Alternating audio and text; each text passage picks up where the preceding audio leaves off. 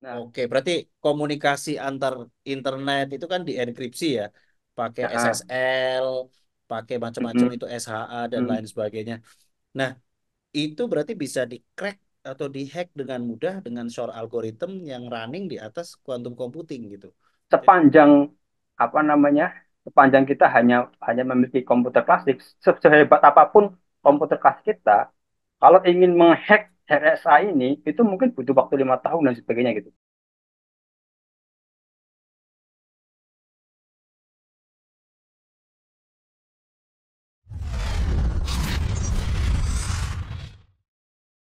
ya, selamat malam semuanya. Malam ini kita akan ada di podcast episode pertama Semestamu. Saya senang sekali malam ini kedatangan tamu luar biasa ya. Bapak Mujirin nih. Panggilnya Bapak atau Mas aja nih? Mas lah, belum jadi bapak, belum pas Oh, jadi bapak. siap, siap, siap. Mas Mujirin, nanti kita akan masuk ke section yang subjek yang menarik nih, yang dimana Mas Mujirin ini PhD di bidang quantum information ya. Benar atau Ya, di quantum information. Nah, bisa diceritakan nggak itu quantum information itu apa sih maksudnya? oke.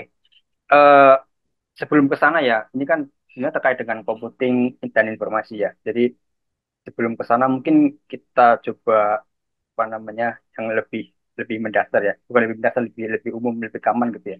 Apa itu komputer misalnya? Apa itu informasi misalnya? Nah, apa itu komputer? Sebenarnya eh, kalau secara teknikal gitu ya, komputer itu apa? Ya pokoknya suatu alat ya, suatu device yang bisa melakukan komputasi, itu komputer gitu kan. Tapi kan apa itu gitu kan sebenarnya kan? Nah, sebenarnya jenis komputer itu ada banyak ya. Salah satunya adalah otak kita gitu. Otak kita itu komputer, tapi komputer biologi. Kok bisa? Oh ya bisa dong. Kenapa? Karena otak kita bisa bisa melakukan komputasi. Contoh, misalnya saya bertanya kepada Anda, 2 plus 2 berapa? Anda bisa mengatakannya 4 itu. Tapi Betul. bagaimana kompleksitas di dalamnya itu melakukan komputasi, itu hal lain gitu ya. Ya kan? Kalau misalnya komputer klasik, ya kan, itu memakai Turing mesin misalnya, komputer kuantum misalnya memakai apa namanya, kuantum Turing mesin gitu kan. Kalau otak gimana? The best theory we have saat ini gitu ya, teori yang paling bagus yang kita saat ini ya, ya mungkin modelnya mirip-mirip kayak neural network gitu kan, deep learning ya kan. Nah, contohnya gimana ya, ChatGPT lah, anda bisa bisa coba itu gitu kan, jadi kita bisa komunikasi dengan dia gitu ya. Jadi jadi komputer itu seperti itu. Jadi apa namanya, suatu suatu device yang digunakan untuk uh, komputasi gitu. Kenapa itu penting gitu kan? Kenapa komputer itu penting? Kenapa kita harus invent komputer? Kenapa kita harus menemukan komputer ya? Karena manusia itu terbatas. Jadi otak kita ini, komputer biologi kita itu terbatas gitu. Terbatasnya di apa? Ya kita kan kalau mau pengen tahu sesuatu, kita harus mengingat gitu kan. Ingatan itu bisa bisa lupa, gitu kan? Kemudian kita kita menghitung misalnya 2755 kali berapa gitu kan. Itu kan kita kayak gimana gitu kan. Nah, kita butuh butuh alat-alat yang lebih canggih gitu. Karena apa? Karena keperluan kita lebih canggih juga gitu. Tidak tidak cukup yang seperti kita interaksi kita sehari-hari gitu ya. Kalau zaman dulu iya cukup dengan komputer biologi, tapi zaman zaman ini kita harus extend gitu. Kita harus perluas untuk mengakomodir hal-hal yang lebih canggih gitu. Karena misalnya gini, misalnya untuk apa namanya, membuat mesin learning gitu ya, sehebat ChatGPT untuk mensimulasikan atom untuk membuat material baru gitu, itu kan tidak mungkin dengan apa, komputer biologi kita. Komputer biologi kita iya membantu gitu ya, tetapi dalam artian membantunya itu dari sisi guideline ya, dari sisi kayak domain expertise gitu kan. Kalau kita memang suka baca di dunia komputer kuantum, ya pasti kita akan ngerti kan. Nah, itu akan menjadi guideline gitu bagi kita untuk melakukan komputasi di device-device lainnya gitu. Jadi apa pentingnya? Ya penting sekali gitu. Ketika ada manusia, Anda memiliki alat yang canggih gitu ya, yang bisa apa namanya, yang bisa melakukan banyak hal ketimbang Anda tidak punya, itu tentu saja beda dong, ya kan? Nah, kemudian tadi ya, karena kebutuhan, jadi manusia mencoba membuat eh, komputer klasik ya, saya bilangnya. Apa itu komputer klasik? Komputer klasik ya semua device yang saat ini kita pakai gitu. Itu komputer klasik. Termasuk HP, termasuk komputer, termasuk kalkulator, itu komputer. Tapi itu komputer klasik. Kenapa komputer klasik? Karena underlying prosesnya gitu kan, dan apa namanya, eh, atomic informasinya gitu ya. Jadi kalau kita andaikan teori informasi itu ada skala paling kecilnya gitu, ada makhluk paling kecilnya gitu kan. Nah, makhluk paling kecilnya itu makhluk klasik, yaitu bit gitu, nol atau satu gitu, ya kan. Nah, apa namanya?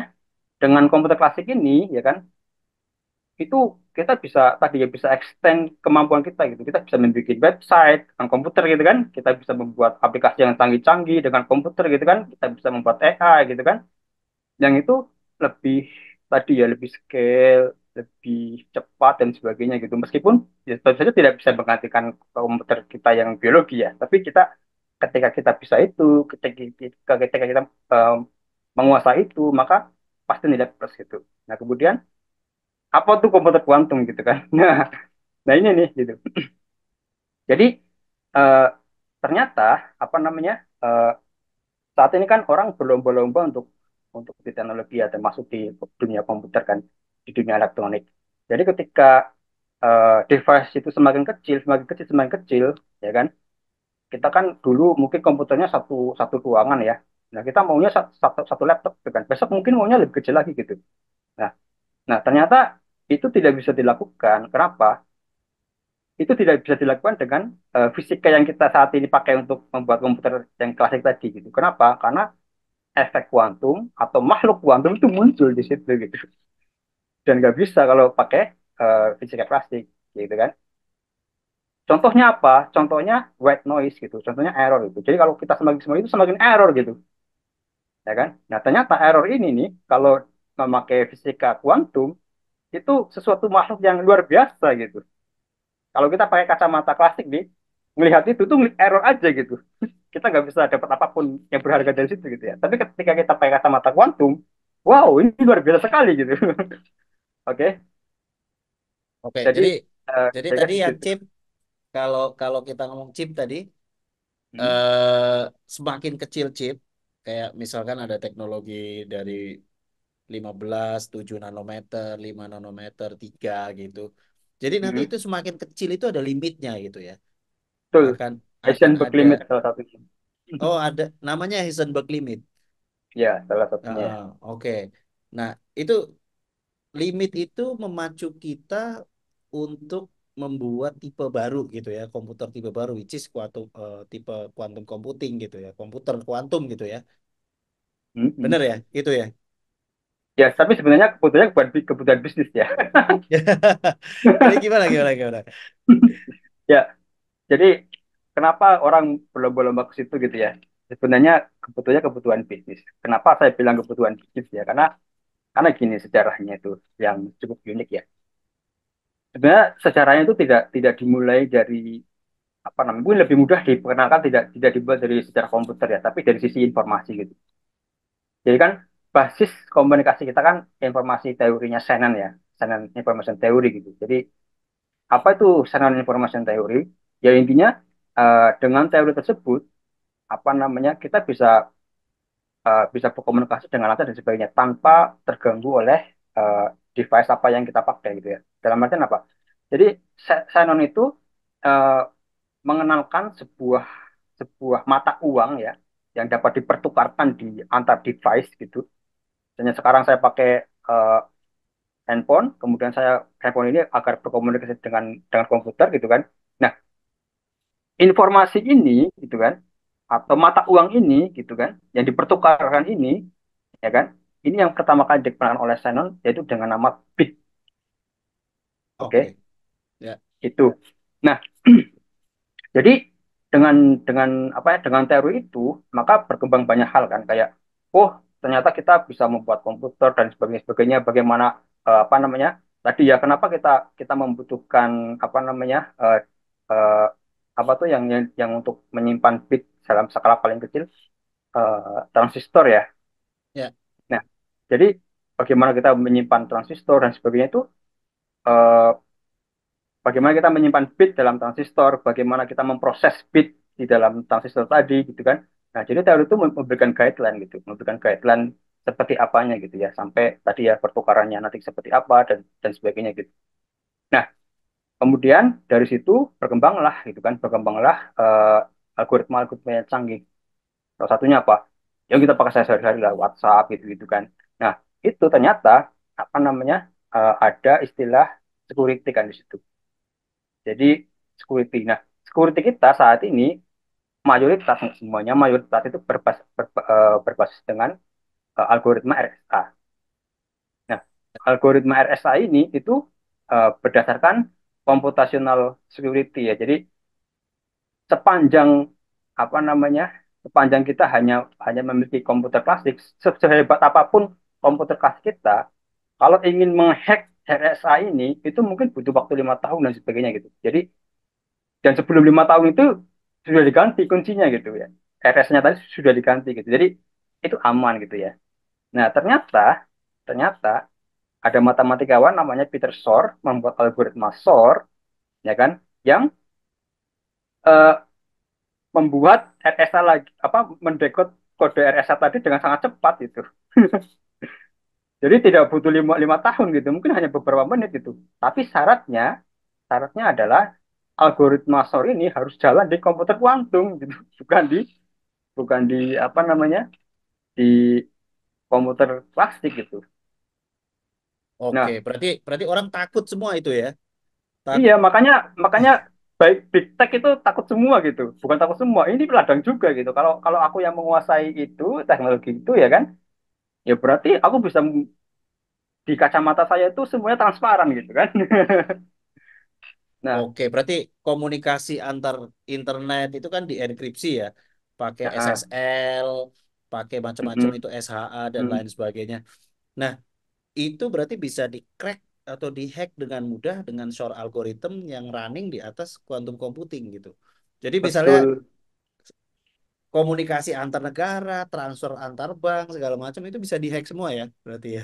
Kalau betul, betul. Jadi algoritma RSA tadi ya yang ditunjukkan oleh Store secara teoretik, yes gitu bisa gitu kan. Jadi ya ya semua orang takut kan, bank takut, negara-negara adiknya takut gitu kan. Ya ini kalau kalau dibuat gimana gitu ya, ya semuanya tidak aman gitu kan. Terus kalau bagi sisi industri ya, ya saya harus buat ini gitu. Kenapa? Karena kalau saya buat ini pasti laku dong. Gitu.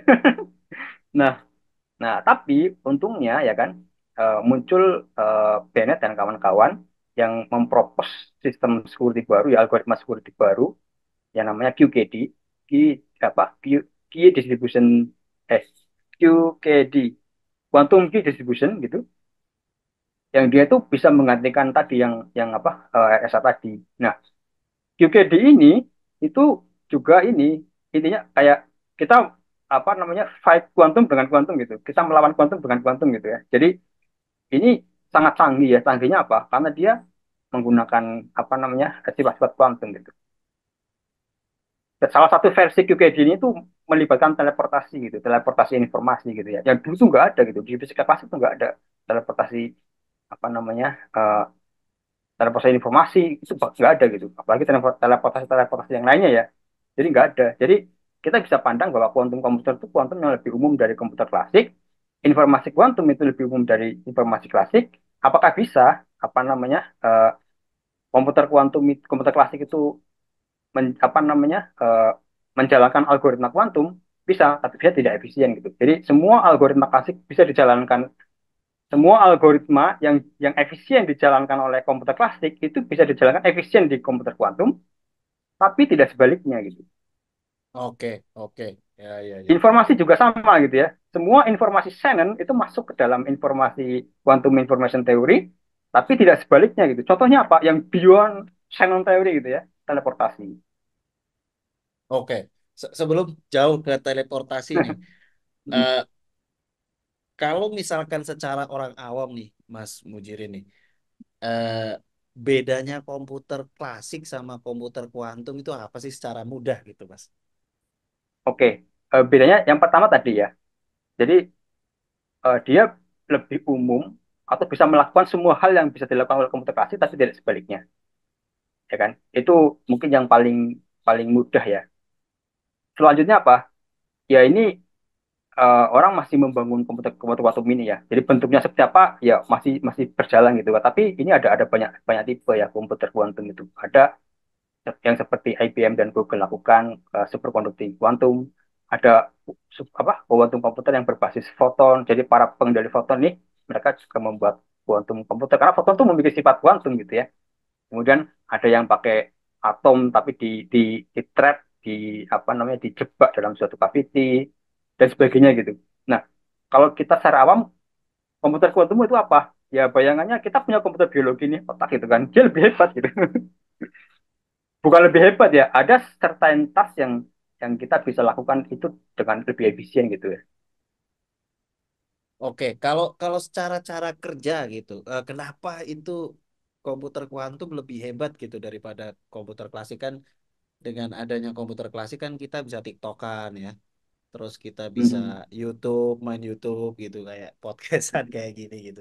Mhm. Eh, Kira-kira apa sih yang mendasari gitu ya perbedaan itu, perbedaan fundamentalnya antara dua tipe komputer itu? Ya, jadi yang membuat itu possible itu ya makhluk kuantum tadi. Karena makhluk kuantum itu ternyata ada dua sifat yang mungkin akan menarik di sini ya. Tiga lah minimal tuh. Pertama superposisi, yang kedua entanglement, yang ketiga itu ketidakpastian Heisenberg itu. Itu apa? Nah ini agak-agak jauh ya, tapi aku coba jelaskan satu persatu kan. Eh, Misalnya superposisi ya. Superposisi itu apa? Superposisi itu jadi makhluk kuantum itu berbeda nih di sini dengan makhluk klasik ya. Jadi kalau contoh ya kita kan makhluk klasik nih.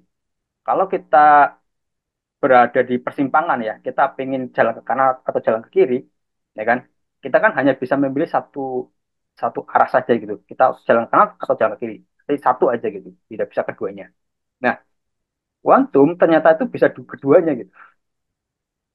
Jadi makhluk kuantum itu bisa jalan kedua kedua jalan tersebut secara bersamaan gitu ya. Bahkan tidak hanya cuma dua gitu, bisa bisa infinite jalan yang dia bisa lakukan bersama gitu. Nah, ini yang digunakan oleh oleh apa namanya oleh di teknik komputer untuk melakukan apa? Melakukan paralelisme. Oke, Jadi eh, jadi untuk melakukan paralelisme jadi kak, misalnya gini ya, aku mau apa namanya mau mau tahu nih, aku punya 10 jenis atom misalnya kan. Nah, aku punya goal misalnya, aku pengen membuat obat batuk ini dengan 10 jenis atom ini gitu. Nah, jenis apa yang paling bagus gitu kan? Apa kombinasinya seperti apa yang paling bagus misalnya ya? Apakah hidrogen hidrogen nitrogen hidrogen lagi dan sebagainya gitu kan? Atau hidrogen hidrogen hidrogen gitu gitu kan? Nah, itu itu kan kalau secara klasik ya kita harus jalanin satu-satu gitu kan?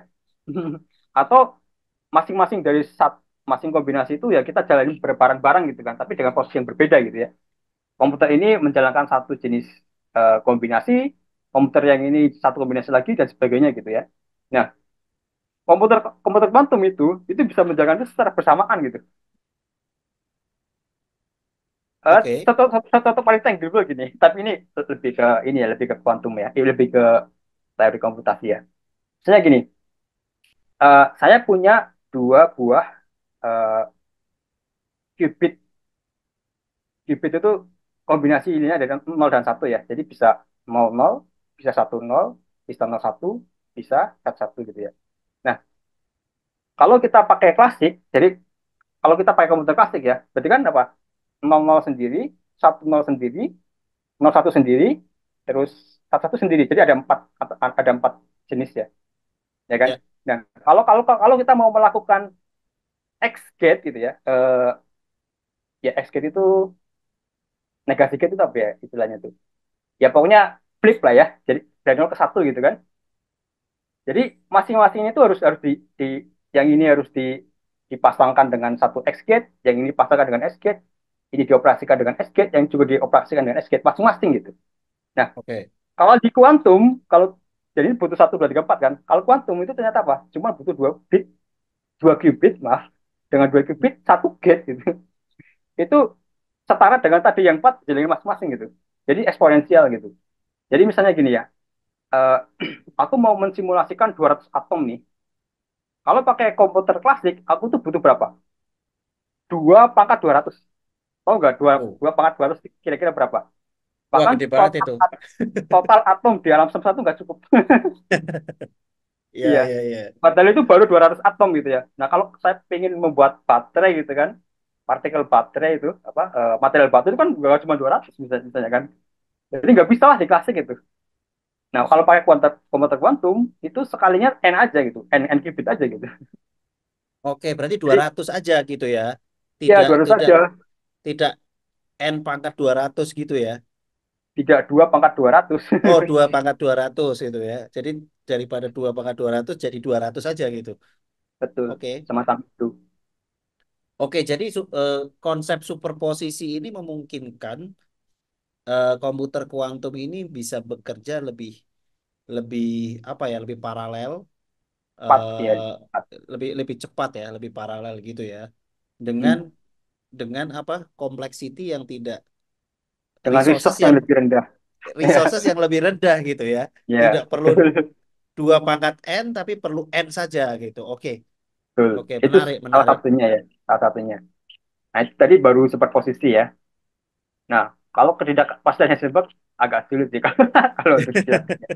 Tapi nanti gimana ya cara jelasinnya ya? Saya jelaskan entanglement dulu lah ya, sebelum Boleh, boleh. Heisenberg uncertainty gitu. Jadi entanglement itu apa ya kan? Jadi entanglement itu sebenarnya kaitan antara dua buah makhluk kuantum. Jadi kalau makhluk itu kuantum, ya kan dia bisa terentangle gitu, bisa terkait secara statistik ya. Artinya mereka memiliki kolerasi, meskipun jaraknya dipisahkan sejauh mungkin gitu. Oke. Nah, ya hebatnya apa gitu kan? Hebatnya adalah klasik nggak bisa gitu gitu. Oke. Nah, Oke. sebagai contoh lagi, eh, ini mungkin saya akan mulai dari ini ya, dari kiasannya Einstein ya. Jadi, andai kan Anda Einstein gitu ya, Anda kan memiliki salah satu apa membangun teori relativitas dengan salah satu postulatnya itu adalah batas kecepatan di alam semesta itu C, Oke. oke, di ruang vakum. Tidak boleh Ya. lebih gitu kan. Artinya apa? Ketika saya membuat remote dan remote itu menggunakan cahaya atau menggunakan gelombang elektromagnetik ya untuk melakukan pekerjaannya, artinya kalau saya menggunakan remote apa saya membuat remote dengan tadi ya prinsip cahaya tadi, maka kalau TV saya ini eh, apa namanya cukup jauh gitu ya. Jadi kalau saya pencet ya dia akan membutuhkan waktu gitu kan. Minimal cek lah gitu kan untuk sampai ke televisi gitu. Oke. Nah, andai kan Ya. sekarang saya taruh si televisi ini saya taruh di matahari gitu ya atau jaraknya sama dengan matahari gitu. Jadi apa? Cahaya itu untuk sampai ke sana itu butuh waktu 7 menit. 8 menit. 7 atau 7 8 menit gitu. ya. Ya, pokoknya kita anggap 8 menit ya kita bulatkan itu. Heeh. 8 menit gitu ya. Jadi kalau saya pencet nih eh, remote saya gitu, klik gitu kan, maka TV itu akan menyala kalau pas setelah 8 menit gitu. Sebelum 8 menit nggak mungkin nyala gitu. Oke. Ya. Nah, ternyata dengan satu asumsi itu, ya kan, Einstein itu bisa membangun suatu teori yang super bagus. Kenapa super bagus? Dia bisa memprediksi banyak hal, bisa mengoreksi apa namanya teori-teori klasik seperti presisi Merkurius, adanya lubang hitam, adanya pergerakan apa namanya, adanya partikel tidak bermassa tapi seolah tertarik oleh gravitasi gitu kan, dibelokkan oleh kita bintang atap. Banyak sekali lah, nggak cuma itu ya. Tapi pada intinya adalah eh, dengan asumsi itu Einstein itu sukses sekali gitu. Sampai Anda pasti tahu lah ya Einstein sampai MC Quote gitu kan. Nah, sesukses itu gitu teori teori apa namanya teori relativitas dengan satu tadi apa namanya postulatnya batas kecepatan cahaya itu C nggak bisa kurang dari itu. Oke. Nah, kemudian hadirlah kuantum, ya kan? Nah, kuantum ini ternyata apa? Makhluk kuantum itu ternyata apa? Kalau dia terentangle, dia memiliki sifat yang satu. Dia realitasnya itu tidak lokal. Yang kedua itu apa namanya? eh, dia itu apa? Sebentar, saya agak lupa ya.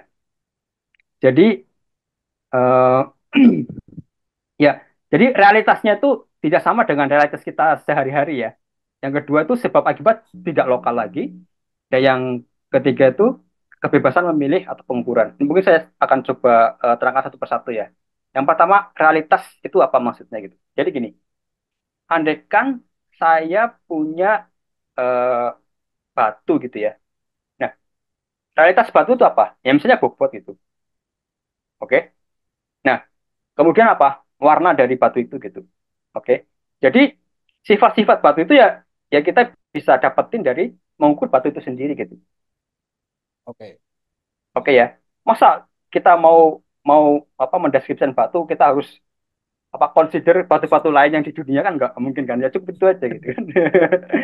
Oke ya. Makanya ketika kita ada gang emas gitu ya, kita jual emas kiloan gitu kan. Ya yang ditimbang ya ya emas itu aja gitu. Nggak perlu lah kita nimbang-nimbang emas yang lain untuk menentukan emas itu berapa beratnya gitu. Sederhana begitu. Nah, kemudian sebab akibat lokal. Nah, ini menarik ya. Jadi di klasik, ya kan, yang namanya sebab akibat itu lokal. Artinya apa? Interaksi itu lokal gitu. Jadi, apa namanya, batu nih, dua buah batu gitu ya, dia akan berinteraksi gitu ya. Artinya dia akan bertumbukan itu ya secara lokal gitu. Jadi kalau kalau si batu ini dan batu ini memiliki energi masing-masing gitu ya, setelah tumbukan dia memiliki kolerasi energi kan. Artinya apa? Energi sebelum tumbukan dengan energi sudah tumbuh itu sama gitu. Betul. Ya. Kolerasi momentum juga sebelum tumbukan dan setelah tumbukan momentumnya juga sama gitu kan. Dan banyak hal gitu ya. Nah, ternyata eh, kalau partikel itu terentangle, kedua tadi dilanggar gitu. Ketiganya tadi itu dilanggar. Realitasnya dilanggar, realitasnya tidak lokal, sebab akibat juga tidak lokal, terus kebebasan memilih pengukuran juga tidak lokal. Jadi tadi ya, Anda kan Anda Einstein, Anda super keren karena membuat suatu teori yang super hebat, tidak ada satupun apa eksperimen di dunia ini atau fenomena di dunia ini yang membantah teori tersebut. Ternyata ada tadi, ada sifat kuantum yang namanya entanglement. Kalau jarak apa namanya jarak remote tadi dengan TV tadi satu di sini satu di matahari gitu ya. Ini sebelum 8 detik sebelum 8 menit ketika dipencet ini otomatis akan nyala gitu si televisi ini kalau dia terentangle kan nggak mungkin secara aktivitas Einstein kan itu nggak mungkin karena apa karena sinyalnya aja butuh waktu 8 menit gitu lah ini belum 8 menit sudah nyala gitu dan ternyata apa dan ternyata yang benar adalah entanglement ini ada gitu makanya orang yang memerifikasi entanglement ini secara eksperimen dapat hadiah Nobel oke Oke. jadi belum 8 detik gitu ya kalau menurut menurut pandangan orang realis ya kan? Harusnya apa? Ya nggak nyala dong. Itu kalau dia nyala sebelum 8 menit ya harusnya orang lain dong yang mencet yang apa yang punya remote jenis lain gitu ya yang membuat itu nyala gitu. Tapi tetap tidak itu. Sinyalnya belum sampai ya. Sinyalnya belum Ya sampai. sampai kalau ini kalau dia makhluk kuantum ternyata apa? Nggak perlu sinyalnya tadi sampai itu instantly akan ter ini terkena ya. Kalau yang kebebasan memilih ini kayaknya sulit diungkapkan dengan kata-kata ya. Tapi pada intinya itu tadi ya padanya tuh gini, andai kan saya punya dua buah eh, makhluk kuantum, kemudian saya pisahkan jarak yang sangat jauh tadi ya, satu di matahari, satu di bumi, gitu kan. Andai kan eh, makhluk ini adalah ikan kuantum ya, saya suka dengan analogi ini, ikan kuantum. Ikan kuantumnya ini apa? Dia punya dua jenis saja, ikan kerapu atau ikan petek, gitu kan. Dan masing-masing ikan ini bisa memiliki dua buah warna gitu, warna hijau dan eh, warna merah gitu ya. Nah, makhluk ini kalau kita ukur ya, kalau kita ukur, kita akan selalu dapat, misalnya kita ukur warnanya, kita akan selalu dapat warna apa? Merah atau hijau. 50-50. Kalau kita ukur jenis ikannya, pasti akan dapat dua hal tadi. Dapat ikan kerapu atau ikan petek. Tidak mungkin keduanya. Dan itu selalu begitu. Ya kan? Nah, tapi kalau dua partikel itu terentangle gitu kan, ya kan, ya kan. Kemudian kita ukur satu gitu ya, tanpa mengganggu yang lainnya, sama juga. Jadi kalau dua partikel itu terentangle, kita ukur yang A gitu ya, tanpa yang B diganggu, ketika kita ukur eh, apa namanya jenis ikannya, kita akan selalu dapat 50-50 petek atau ikan kerapu. Kalau kita ukur warnanya, selalu dapat 50-50 hijau atau merah. Si, si ikan apa si B ini juga sama gitu. Kalau B diukur tanpa si A diganggu, akan selalu dapat hasil yang sama gitu. Nah, tapi nih kalau diganggu, ya kan? Kalau si A diganggu, misalnya diganggu diukur dengan cara diukur ya diukur warnanya, kemudian si B diukur bentuknya nggak dapet. Kalau Oh, tadi aneh ya. diukur, iya. Jadi itu ketidakpastian Heisenberg. Karena apa? Ketidakpastian Heisenberg itu hanya posisi dan momentum ya. Kalau kita ukur posisi, momentumnya kabur. Kalau kita ukur momentum, posisinya kabur. Kayak tadi, kalau kita ukur warna ikannya, jenis ikannya kabur, kita nggak tahu jenis ikannya apa. Pokoknya ini dapat warna gitu ya. Kalau kita ukur jenis ikannya, kita kabur warnanya gitu ya. Dan ternyata apa? Kalau terentangle gitu kan, yang satu diganggu, yang satu kalau kalau nggak diganggu kan kita selalu dapat 50-50 nih. Tapi kalau ini diganggu, kalau kita ukur warnanya, kemudian kita ukur eh, yang si A diukur warnanya, si B diukur bentuk apa jenis ikannya, nggak dapat tuh jenis ikannya karena udah kabur sebenarnya. Oke, oke. Berarti satu, dua, tiga tadi superposisi, entanglement, dan ketidakpastian Heisenberg itu membuat secara fundamental komputer kuantum itu lebih superior gitu ya dibanding dengan Betul, kuantum klasik, komputer klasik gitu ya. Oke, betul. menarik, menarik. Walaupun memang ini sangat kompleks ya, dunia Ya, kuantum ini. Eh, Sangat kompleks dan membingungkan gitu karena tadi di konsep entanglement kan seolah-olah dua partikel itu saling bertelepati gitu ya yang satunya eh, kita ngirim sinyal dari yang satunya langsung tahu gitu tanpa tanpa adanya perjalanan waktu sinyal dari si tempat A ke tempat B tadi. Oke. betul. Oke, mungkin saya lanjut nih pertanyaan Hmm. selanjutnya nih. Eh Kalau menurut Mas Bujiri nih kira-kira di masa depan ini eh, quantum computing ini bakal jadi apa sih? Maksudnya terobosan besar apa ya yang kira-kira bisa dipercepat atau diakselerasi dengan adanya komputer kuantum ini. Terutama mungkin Oke, mungkin tidak tidak hanya di dunia sains ya, mungkin di teknologi atau di kedokteran atau di mana-mana gitu. oke. Yang pertama terkait security, sudah disebutkan tadi ya. Nanti ada QPD dan sebagainya gitu kan. Ketika komputer kuantum ada, maka security kita sekarang tidak aman. Internet kita tidak aman. Artinya internet kita runtuh lah dalam tanda kutip ya, tidak aman. Jadi harus ada QPD. Itu yang pertama. Yang kedua tadi ya, ketika kita mensimulasikan sesuatu gitu ya. Jadi gini, sekarang ini ketika orang mencoba membuat obat, misalnya obat batuk gitu ya, itu lama sekali gitu. Kenapa lama sekali? Karena proses menemukan obat ini apa namanya kayak try dan error gitu. Jadi sekali coba gagal, coba lagi gagal, coba lagi gagal, coba lagi gagal, coba lagi gagal. Nah, itu tuh costnya besar dan waktunya juga lama gitu, ya kan? Kenapa nggak disimulasi? Karena ini makhluk kuantum gitu. Kalau disimulasi pakai komputer klasik nggak bisa gitu. 200 atom itu tadi udah nggak bisa gitu. Oke? Oke, Nah, oke. maka apa? Maka nanti akan dapat mensimulasi ini dengan cepat gitu kan. Terus apa dong impactnya apa kalau ini bisa mensimulasikan partikel-partikel kuantum yang banyak tadi? Tadi penemuan obat jadi jauh lebih cepat, penemuan kosmetik jauh lebih cepat, bahkan obat sendiri nanti mungkin akan jadi personalized obat gitu. Kalau sekarang kan kita obat batuk ya obat batuk seluruh alam gitu ya. Artinya saya minum obat batuk yang sama dengan Anda juga minum obat batuk yang sama dengan saya gitu kan. Padahal mungkin beda-beda gitu. Besok mungkin obat batuk itu bukan lagi obat batuk yang kayak tadi, tapi sudah personalized obat batuk. Obat batuk khusus Mujirin gitu ya, obat batuk khusus Bahtiar gitu kan.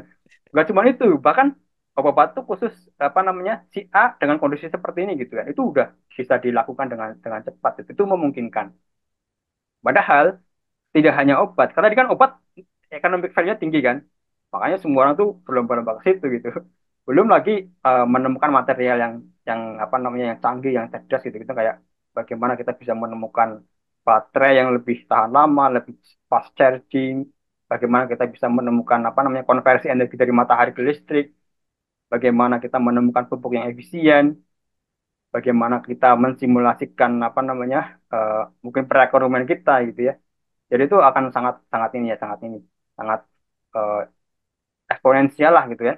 Nah, belum lagi di dunia komunikasi sendiri. Dulu kita sekarang ya, bukan dulu sekarang itu kalau kita mengirim paket kan ya udah pasti ada yang membawa paket itu ke tempat kita gitu.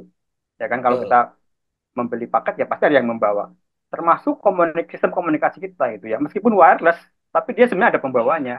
Apa? Gelombang elektromagnetik misalnya. Misalnya lagi kabel misalnya, ya kan? Dan sebagainya gitu ya. Listrik ya ada kabelnya gitu kan, misalnya. Atau meskipun pakai ada kan yang teknologi untuk mengecas tanpa kabel, tapi itu ada perantaranya apa? Gelombang elektromagnetik gitu kan. Nah, tadi ya di dunia kuantum tak nanti itu nanti ada istilahnya yang beyond Shannon theory, ada teleportasi gitu kan. Jadi apa? Bisa mengirim paket tanpa medium, hanya dengan informasi gitu ya. Protokol-protokol yang sekarang itu teleportasi dengan hanya menggunakan informasi. Itu maksudnya apa? Maksudnya gini. Jadi ketika kita mengirim paket, ya kan dari tempat A ke tempat B kan pasti ada pembawanya tadi ya. Entah gelombang elektromagnetik, entah apa gitu. Nah, paketnya itu bisa macam-macam, ya, bisa data, bisa macam-macam ya. Nah, nanti ketika pakai teleportasi itu udah nggak perlu pembawa tadi gitu. Jadi si pengirim ini tinggal memasukkan ke dalam alat gitu kan, terus di embed atau di istilahnya di apa ya, di deposit gitu kan. Kalau terus hilang gitu ya, terus dia tinggal telepon si penerimanya gitu. Halo, ya ini kuncinya gitu ya. Dengan kunci itu ya kan dimasukin ke alat yang di tempat itu, ujuk-ujuk ada gitu. Ujuk-ujuk terrekonstruksi barang itu gitu.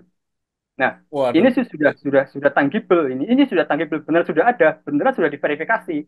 Tapi yang diverifikasi sekarang itu baru teleportasi informasi dan teleportasi energi. Apakah itu signifikan? Ya jelas sangat signifikan gitu kan. Oh, Teleportasi energi sudah ya? informasi sudah Berarti berarti yang kita ngirim energi dari satu tempat ke tempat lain secara kuantum tanpa melalui gelombang elektromagnetik secara instan itu sudah secara eksperimen. sudah itu pasti apa Wow. punyanya ya protokolnya si Hota ya. Saya mencoba melihat sendiri tapi kalau yang punya saya baru baru jadi ya jadi belum terverifikasi. Jadi tadi itu bisa dari sisi teleportasi informasi saja ya itu udah sangat sangat sangat sangat ini ya sudah sangat hebat dan menurut saya itu pengaruhnya. Kenapa? Karena sekarang informasi yang dipertukarkan itu tidak hanya informasi klasik saja, tapi informasi kuantum gitu, ya kan? Terus sekarang kita melakukan komputasi klasik kan sebenarnya yang kita hitung kan. Kayak kita Ya. melakukan image recognition klasik, image-nya pokoknya digituin gitu kan. Kita melakukan statistik ya datanya klasik gitu kan. Nah, data kuantum gimana? Ya kita sedang sedang gak kebayang sekarang gitu ya. Besok gimana ya? Ya nanti kita bisa mengakses data kuantum gitu. Oke. Berarti memungkinkan dong ya kuantum internet gitu. Ngirim data Sedang itu sedang secara ya sudah dibangun itu salah satu proyek yang ini yang sangat seksi ya, kuantum oke. internet. Oke, menarik, menarik. Jadi kita kita tidak perlu streaming ya. Pencet tombol langsung langsung sampai gitu ya. Unik, unik. Dan saya coba elaborasi tadi yang mengirimkan energi secara kuantum. Kalau kalau kita tahu secara fisika energi dan massa itu kan interchangeable ya. Hal yang sama gitu ya. Hal yang sama gitu.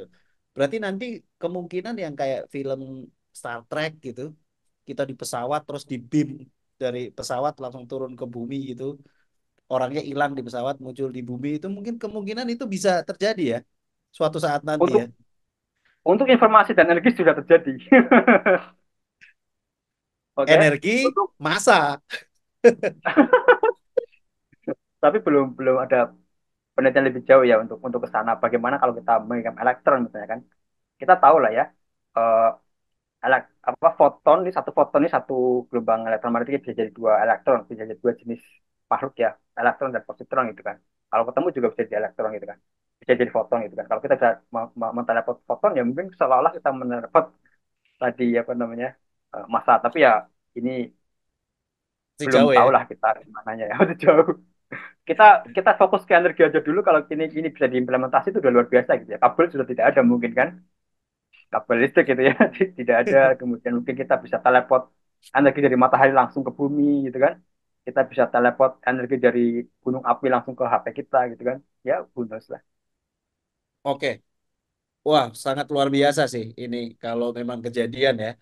eh, Teknologi kuantum computing dan segala implikasinya ya, termasuk teleportasi energi, teleportasi informasi dan lain sebagainya. Oke, kalau saya penasaran nih. Ini kan janjinya luar biasa ini, kuantum Betul, ini. betul. Nah, tapi sekarang itu sampai mana ya? Apakah bendanya sudah ada? Apakah masih ada semacam kayak kesulitan-kesulitan sebelum sebelum kita benar-benar bisa memanfaatkan teknologi itu secara masif gitu, secara massal ya? Oke. Ya, jadi ini kayak fase sekarang itu fase kayak pertama kali orang bikin eh, komputer ya, kalau di sisi komputer ya, komputer kuantum. Dulu pertama kali orang bikin komputer tadi ya, dengan apa namanya, dengan memori sebesar lemari aja itu cuma 512 byte gitu kan. Itu masih seperti itu. Jadi apa namanya, belum belum yang gimana-gimana ya, dan state-nya saat itu di NISQ. Jadi noisy, NISQ, bentar. Noisy Intermediate Scale Quantum Era. Jadi belum yang fault tolerant gitu. Nah, dan yang paling canggih pun saat ini ya, kalau tidak salah itu milik IBM, ya kan, itu pun cuman berapa qubit gitu, ratusan qubit, nggak nyampe 200 qubit lah pokoknya. Bahkan punya Google kayaknya nggak nyampe 100 qubit gitu. Nah, padahal yang dibutuhkan untuk tadi ya, untuk bisa melakukan dekodisasi algoritma RSA itu butuh milionan qubit gitu. Oh wow, Oke, berarti berarti masih butuh. jauh ya, masih Oh, jauh jauh sekali ya. sekali, masih jauh sekali. Oh Kalau masih di jauh. Joko Kuantum masih jauh sekali. Meskipun demikian, ada orang yang mencoba memakai NISK ini, era ini, Noisy Intermediate Scale Quantum Era ini, eh, untuk bisa bermanfaat gitu ya, kayak algoritma VQA dan sebagainya. Itu juga sudah sedang sedang berkembang gitu kan. Tapi eh, para ilmuwan memprediksi NISQ ini belumlah untuk mengubah dunia gitu ya. Itu dari sisi komputer ya. Nah, tapi secara konseptual ya udah ada gitu. NISK ini bisa digunakan untuk faktorisasi bilangan yang seperti tadi untuk mendekode RSA ya sudah, tapi baru cuman berapa gitu kan, 12 atau berapa gitu. Jadi belum yang sampai besar gitu ya. Tapi itu bisa gitu. Konseptual bisa gitu. Kayak sekarang kayak tekniknya lah untuk bisa ke sana gitu. Sainsnya juga lumayan major. Kalau di sisi quantum information sendiri dan quantum network gitu ya, tadi ya, yang paling baru tuh misalnya si Project Misius dari Cina ya, dia sudah berkilo-kilometer ya, dengan menggunakan satelit untuk mengirimkan entanglement, kemudian melakukan teleportasi ataupun melakukan QKD gitu, untuk Oh ya, membuat ya di China Misius itu Project, berarti berarti pakai satelit berpuluh-puluh kilometer mengirimkan informasi secara kuantum. membuat key dan tadi ya teleportasi kalau tidak salah. Tapi bisa dicek lagi lah. Tapi yang jelas itu sudah kayak Eropa itu udah ini udah ke sana ya arahnya gitu. Kayaknya instead of uh, quantum komputer mungkin akan lebih dulu quantum information atau quantum internet tadi yang akan Si, muncul. Karena tadi ya I kebutuhan see. kebutuhan di security-nya sangat besar gitu. Oke, oke, oke. Jadi quantum information ini justru nanti yang akan kemungkinan kita nikmati lebih dulu. Kira-kira kita bakalan mencicipi gak ya quantum information ini dengan lifetime kita. Misalkan Mas Mujirin sama saya kan seumuran nih. eh, 30-an gitu ya. Nah, nanti kalau sebelum sebelum kita dipanggil gitu kira-kira berapa puluh tahun lagi nih Mas, teknologi-teknologi ini akan menjadi sesuatu yang banyak dipakai masyarakat atau bahkan dipakai atau mungkin dipakai oleh lembaga-lembaga tertentu lah setidaknya. Oke. Jadi sebenarnya teknologi kuantum kan banyak ya, tidak hanya kuantum internet dan kuantum teknologi ya, tapi juga kuantum sensing. Nah, quantum sensing ini sebenarnya kita udah banyak yang pakai gitu, ya kan? Oke. Nah, mungkin kalau di sisi quantum positioning ya kayak GPS, ada quantum GPS itu mungkin akan kita mungkin akan segera ya, karena orang mungkin akan belum boleh waktu itu kan nilai value tinggi ya. Sekali orang bisa membuat GPS yang lebih bagus kan mungkin akan dipakai sama orang ya. Karena kan sekarang GPS kita kan mungkin plus minus 5 meter kayak gitu kan, Betul, akurasinya. Jadi kalau kita pesan Gojek ya kita harus melambai-lambai atau memfoto diri kita di mana gitu kan, biar tahu posisi kita di mana gitu kan. betul, Nah, kalau betul. kuantum kuantum proses kuantum kuantumnya ya secara umum kuantum sensor itu ribuan kali lebih lebih presisi gitu. Jadi kalau posisi tadi GPS tadi, quantum GPS itu posisinya kalau tidak salah sekitar satu sentimeter itu. Jadi udah nggak perlu melambaikan tangan karena kita tahu itu dia gitu. Di situ posisinya. Pas minusnya ya satu sentimeter gitu kan nggak begitu ini ya. Tapi itu nanti impactnya sangat besar kan kayak bagaimana kita mengendalikan robot lebih presisi, bagaimana kita mengendalikan macam-macam itu ya manufacturing juga pasti akan terpengaruh sih. Berarti Tapi memang kalau implikasinya kapannya banyak gitu, ya. kalau kapannya ya, kalau kapannya nih, jadi kalau kita ngomongin teknologi internet ya, kan ada mulai dari first G sampai sekarang 5G kan.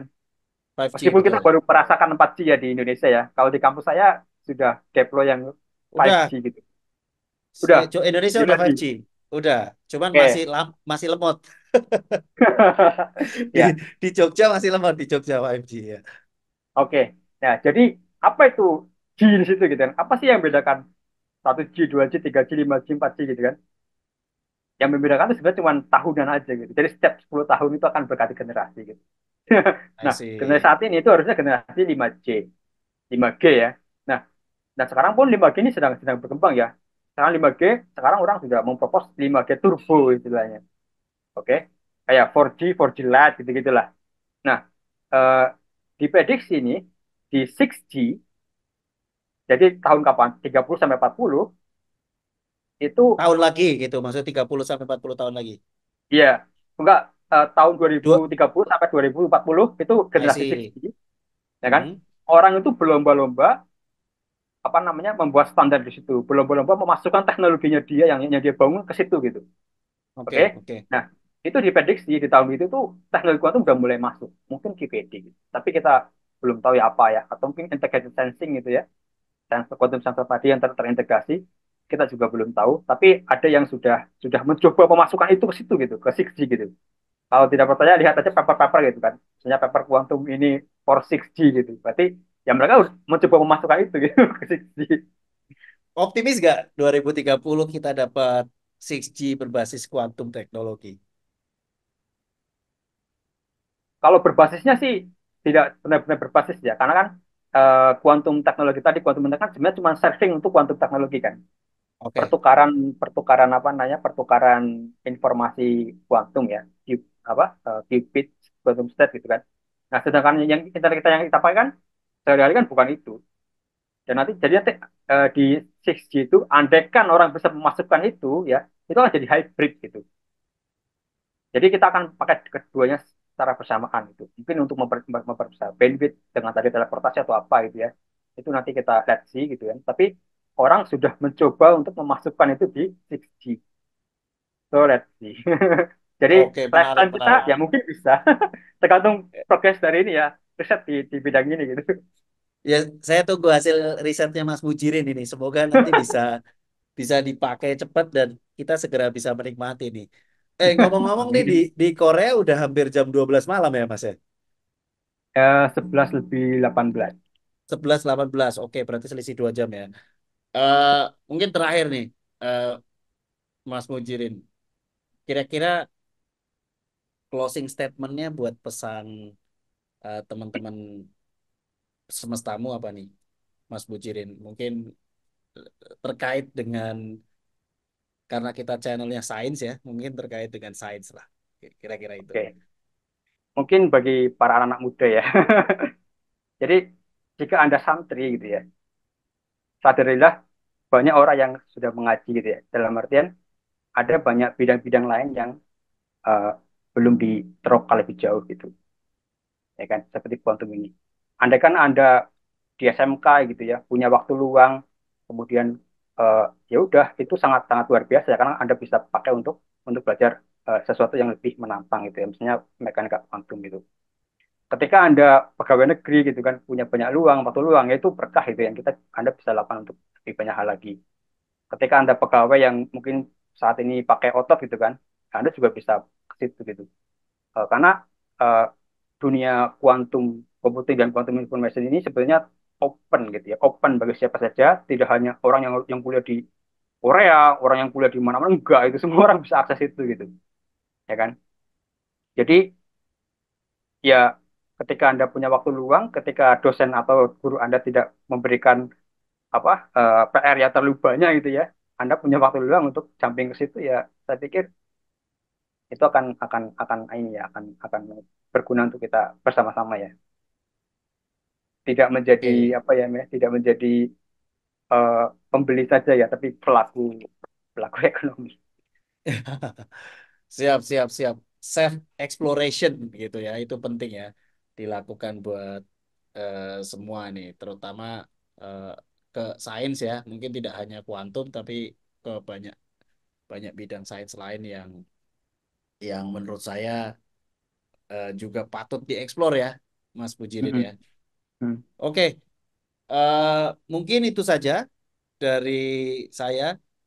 Terakhir saya ucapkan terima kasih nih Mas Mujirin nih atas waktunya sampai hampir tengah malam di Korea. Sukses selalu buat Mas Mujirin ya. Amin. Terima kasih. Ya,